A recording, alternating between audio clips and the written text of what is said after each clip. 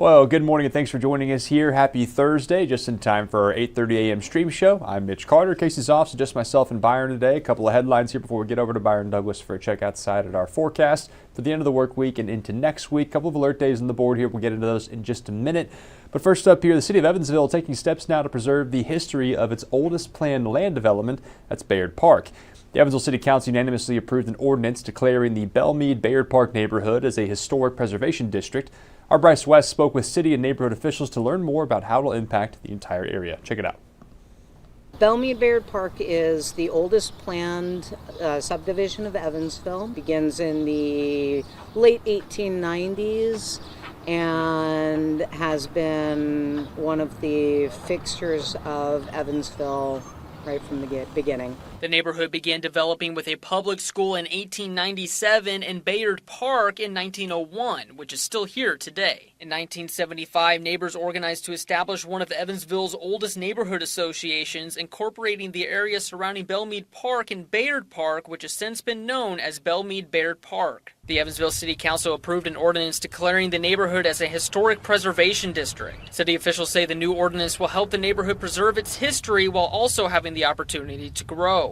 This kind of gives the neighborhood some extra security to bring more investment into the neighborhood and preserve what's there, or building new buildings in the neighborhood that are going to be not cheaper houses, but more nicer, better quality infill houses.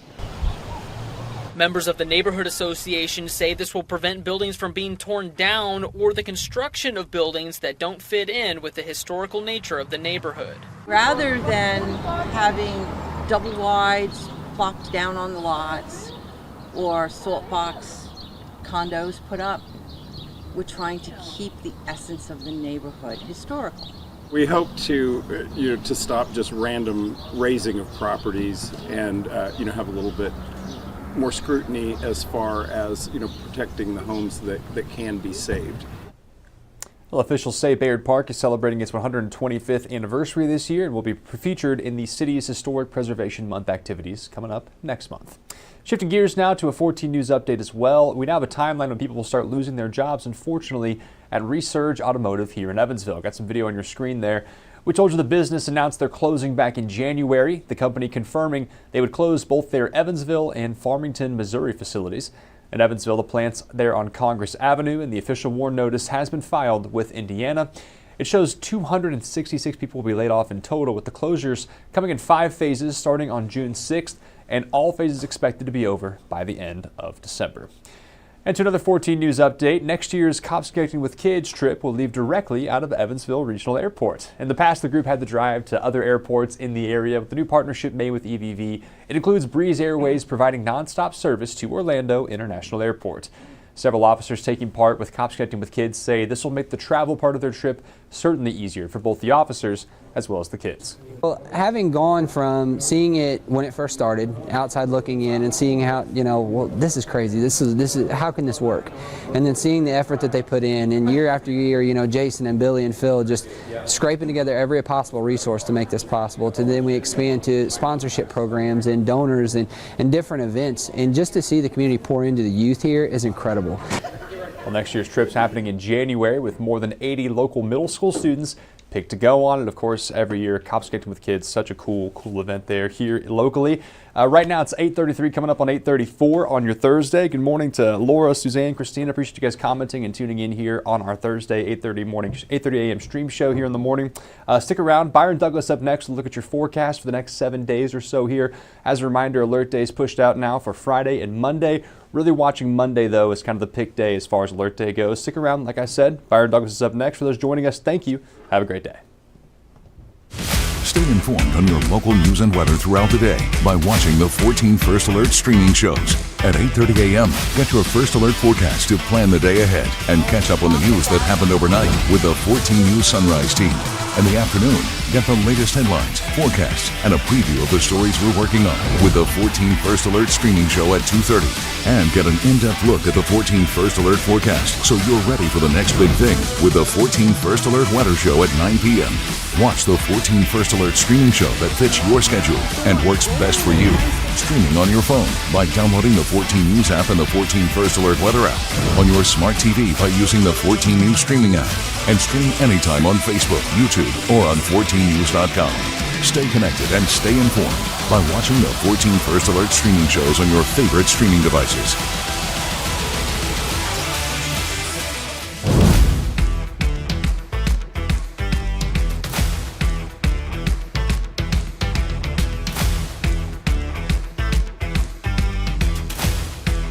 Good Thursday morning. I'm meteorologist Byron Douglas on this April 23rd. I hope everyone's having a super day. I'm going to start with the alert day. We have one in for Friday. I'll say good morning to some folks. You can see if you have any questions, comments, go ahead and fire those along. We do have an isolated severe thunderstorm threat on Friday. More concerned about the more potent system on Monday. We're keeping an eye on it. And if I had to pick a timeline, it's a little early yet, be Monday afternoon, Monday night. And this could carry over into the pre-dawn hours. Generally, this would be our first tornado threat. You have to go back to March overall. I'm going to just take this full here so you can see that. And we'll also check in, move some of the maps around from the Storm Prediction Center. But this is out Monday. Our friends in Norman, Oklahoma, the Storm Prediction Center has highlighted our area. And it didn't include our northern counties yesterday, but includes our entire viewing area, Chicago, Memphis, generally Monday afternoon and Monday night, and then a higher damaging wind threat. We generally would be under that numerous severe thunderstorms potentially, and some supercell thunderstorms. That would set up, I'm going to tighten this map here, across southern Illinois, kind of west of the Wabash during that time frame. Now, if we see changes in the coming days, this could shift and stay a little farther to our south and west where we wouldn't see much of anything. So a few folks are reminding me, can you make a case where we wouldn't see much? There is that potential, but this would be our largest threat area in a while. And it's been so dry, it's been tough to find any clouds or rain. And we've only had 4,800s in the rain gauge for this month, and we averaged 5 for April. But we'll have some bites at the apple Friday, and then again on Monday. Let's go back in weather history. I just threw this together here. The 1925, we had 11 days at 80 or higher. We had a record high on the 23rd and 24th at 89. You say, well, 11 days at 80. Today, for this April, will mark day 12. So we're right up there in the top 3 or 4 for one of the warmest Aprils on the book. So I just wanted to show it to you. Arden will have more. We'll take a look at our weather history coming up on 14 News at 11, then again at noon. All right, let's just run down some temps. We're in the 60s. We bottomed out. We had a 48 in Dundee, so you know the air is dry. Temperature's already there at 62, and we bottomed out most cities and towns in the 50s. Some cirrus clouds up there this morning, and then some cumulus clouds and some cirrus during the afternoon. I love the cloud chart. Love looking at the clouds. So we'll have 2,000 to 5,000 feet up to 25,000 feet. And so a few clouds will stream in late with highs at 84. Our average high is at 71, so well above that. Nothing new there. And the pollen counts, I checked. Pollen counts are off the charts. So I could be Exhibit A on that. It's very high, so take it easy out there. Friday, we have the alert day. Isolated severe thunderstorms potentially. I think during the morning it would just be rain. And then it's all going to be dependent on how much sunshine we record during the afternoon. Ideally, I think the best chance for a severe thunderstorm warning or two would set up Friday evening into Friday night. But we'll look at the updated timeline. I'm going to switch the guidance around here just a bit. I'm using the in-house model here. The wind's not too bad now. And we even said there could be just a spotty shower across western Kentucky as we go to the afternoon. So you start to see a few more clouds during the afternoon. We talked about it's a June-like pattern. But into the afternoon, it's going to be, in June where you see some sunshine in the morning and then kind of partly sunny, and there's billowing clouds during the afternoon. So interesting cloud decks. And then I'm switching over to the HER model because some of the guys is not showing a lot of rain tomorrow. So hopefully we pay off with a quarter up to a half inch. Anything is beneficial. This is rain developing mid-morning. Perhaps a thunderstorm. I'm not anticipating anything in the way of severe weather tomorrow early, but showing a few bubbles across western Kentucky there at lunch. And then now, how much sunshine do we record during the afternoon? If we catch a little, and this is where we go into Friday night, this is where we could see an isolated severe thunderstorm warning or two. We're not looking at a tornado threat. Again, if we catch a severe thunderstorm warning, you guys know the drill, indoors. And so on Friday, we've been removed from the level 1 threat. It generally sets up to the east of the viewing area, and the better dynamics are to the south and west. However, we can be re-added to the level 1 threat if we throw in some sunshine tomorrow and add a little instability into the atmosphere leading into Friday night. We'll see how it plays out. But if I showed you the wind and damaging wind, hail, and tornado threat, we're generally not risked for that. But in the general risk, once in a while, this is what I call gusty thunderstorms. You could have winds at 20 to 30 sub-severe. So for Friday, I think overall, we'd like to pay off with some rain, but low severe weather threat. Saturday, a decent day. It's been trending brighter and drier. So this is the time of year you get some outdoor weddings going. You should be good to go. Congratulations early. And then as we go into Sunday, I'm switching over to the GFS. And even if I would show you the mid-range European model as well, as we go into Monday, I think the best setup for severe thunderstorms could hold off until even late Monday night into Tuesday. Timing invariably will change.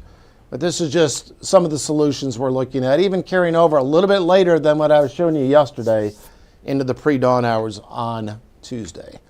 So hopefully they lose a little steam. The supercell index, I don't show this a whole lot, and we have it timed out perhaps Monday late afternoon and then into Monday night. So we do have alert days. Friday, a low severe weather threat. Saturday and Sunday dry for the most part. Sunday we might cloud up during the afternoon, and then on Monday we have an alert day, and then 73, 74 as we go into next week. So there's a look at the next 7 days. But you know, in the weekend, we're kind of sandwiched with some decent weather during that stretch. Preston, Randy, good morning to you. Laura, Suzanne, Christina, we appreciate you tuning in. Thanks to all of you. James? No, on Monday it's too early to call an outbreak. The best dynamics are a little higher across southern Illinois, but we do have all storm threats available based on what we're looking at today. So to say an outbreak, that would be, it's too early to roll that out. I mean, of course, we've had some outbreaks out to our west this year, but that's something we'll have to monitor. There's enough wind shear to support supercell thunderstorms, in my view, a little higher threat across southern Illinois, and that's about where about 95% of our severe weather comes from. Of course, we deal a lot during our area, we deal a lot with squall lines where within that you get some kinks to the line and you can get potentially a few severe thunderstorms. I'm going to go ahead and just re-cue this graphic here. It's always interesting watching me work in real time. So we're going to go over to the alert day, but this is what we're monitoring. And that's why we added the alert day, because folks are busy during this time of year. This covers the 27th. Possible wind and tornado threat, a little higher threat across southern Illinois. But look, this has been extended out all the way to Chicago, down through northern stretches of Louisiana. And the bullseye is from about Evansville back into Branson, Missouri, and then up to about Quincy, Illinois, and then down to about Paris, Tennessee, and Clarksville, and those locations. So that does include portions of our viewing area. So we'll see how it plays out, and then extends out through Louisville, almost to Cincinnati, and down through northern stretches there. I've checked with meteorologists down in Alabama. They're less concerned about the severe weather threats there. So this is something we'll be monitoring in the coming days. Now, this came out early this morning, about 4 this morning from the Storm Prediction Center. So this is highlighting Monday. So we'll see how it plays out, but it's trending kind of Monday afternoon, Monday night, and then this could carry over into the pre-dawn hours on Tuesday. Again, I mentioned we've had just a very dry April, and we get busy. We might just to review our plans, because we have alert days Friday and then again on a Monday. Meteorologist Arden Gregory is going to have more coming up at 11 a.m. and then again at noon. Then our streaming at 2:30. I'm going to get a push alert out on some of the things that we discussed here, and we'll let that sit on our 14 First Alert weather app. We'll talk to you soon. Have a great day, everybody.